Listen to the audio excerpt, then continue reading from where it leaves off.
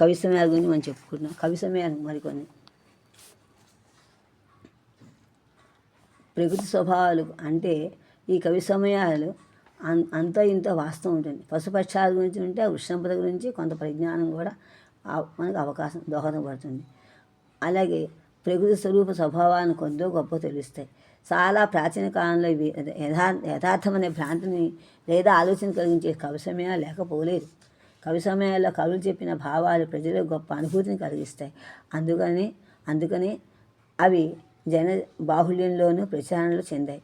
కొన్ని లోకోతులకు కథలుగా వ్యాప్తి పొందాయి.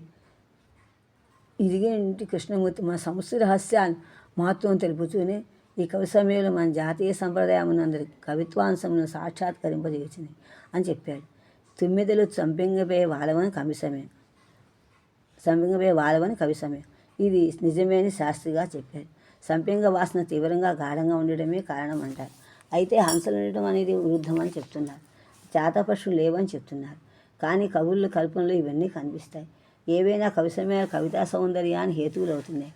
విశిష్టమైన అభివ్యక్తంతో రమణీయంగా ఉండి అలౌకిక ఆనందాన్ని కలిగిస్తున్నాయంటంలో అది సయోక్తి కాదు. మరి కవులందరూ అలాగే నల్లముల వారు చాలామంది ప్రతి కవి అది పాటిస్తూనే ఉంటారు.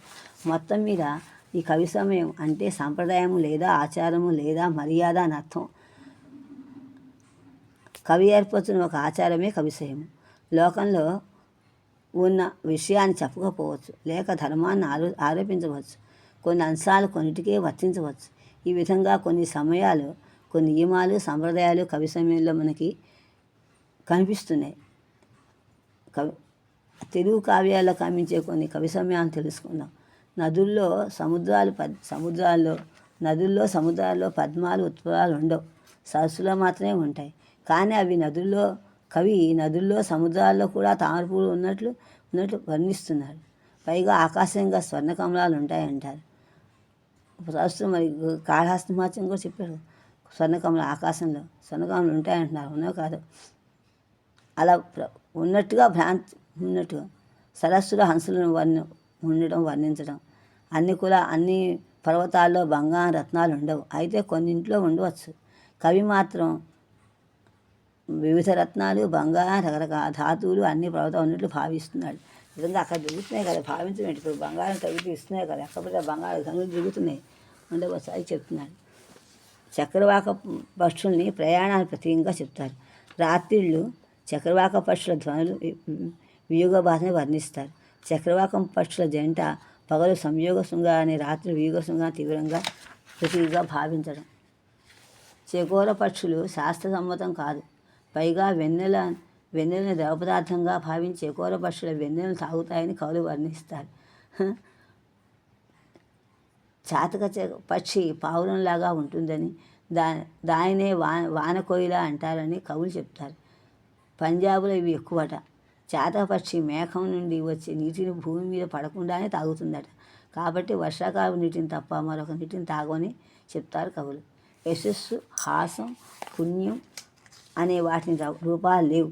అయినా కవులు వాటికి తెల్లదనాన్ని ఆరోపించారు. నీటిని వర్ణించేటప్పుడు చంద్రకాంతి, క్షీరసాగరం వంటి వర్ణించడం తెల్లని వస్తువులనే గ్రహించడం కవిశం. ఇదే విధంగా అపకీర్తిని, పాపాన్ని నల్లని వాటితో పోలుస్తారు. కోపం, అనురాగం అనే వాటిని రక్తవర్ణాలు ఎర్రనిగా వర్ణిస్తారు. పద్మిని జాతి స్త్రీ పాదస్పర్శచే అశోకం పుష్పిస్తుంది. ఆలింగనం వల్ల ఎర్రగోరింటలు పుష్పిస్తాయి. సురపన్నలు స్త్రీల సంగీతం వల్ల పుష్పిస్తాయి. అటువంటి దోహద క్రియలని కవులు వర్ణిస్తారు. మన్మథునికి 5 బాణాలు ఉన్నట్లు పంచసాయకుడని వర్ణించి అరవిందం, అశోకం, సూతం, నలం, నవమలిక, నీలతో అనే 5 పూల బాణాలు ఉంటాయని, వీటితో మన్మథుడు బోలు వేస్తే శృంగార కామోద్భవం రసం జనిస్తుందని వర్ణిస్తారు. పగలు కవులు వికసిస్తాయని వర్ణించకూడదు. కృష్ణపక్షంలో వెన్నెల ఉందని, శుక్లపక్షంలో చీకటి ఉందని వర్ణించకూడదు. కృష్ణపక్షంలో వెన్నెల ఉందని అంటారు. మాతీలత వసంతంలో పుష్పించదని వర్ణించాలి. మొసళ్ళు సముద్రంలోనే ఉంటాయని చెప్పాలి. కొండలు మేఘం, సముద్రం రూపం, కేశాలు నల్లగా ఉంటాయని చెప్పాలి. కోకిల ధ్వని వసంతకాలంలోనే వర్ణించాలి. నీలం, ఆకుపచ్చ, పసుపుని వాక్యం చెప్పవచ్చు. ఐక్యం చెప్పు. నీలానికి ఆకుపచ్చకి నలుపు కూడా ఐక్యం చెప్పవచ్చు. భేదం పాటించ అవసరం లేదు. శివుని శూలం కలవాడిగా శూలి అనాలి తప్ప సర్పం కలవాడిగా సర్పి అని అనకూడదు. స్త్రీల లలాటాన్ని అర్ధచంద్రాకారంలోను, ముఖాన్ని చంద్ర పద్మాలతోనూ, నాసికను సంపెంగ మన్మథ బాణంతోనూ, కంఠాన్ని శంఖంతోనూ, అధరాన్ని ప్రవాళం బింబం పలవాలతో పోల్చాలి. ఈనాడు ఇటువంటి కవి సమయాలకు అవకాశం లేదు. లౌకిక దృక్పథానికి శాస్త్రీయతకు ప్రాధాన్యం ఎక్కువ.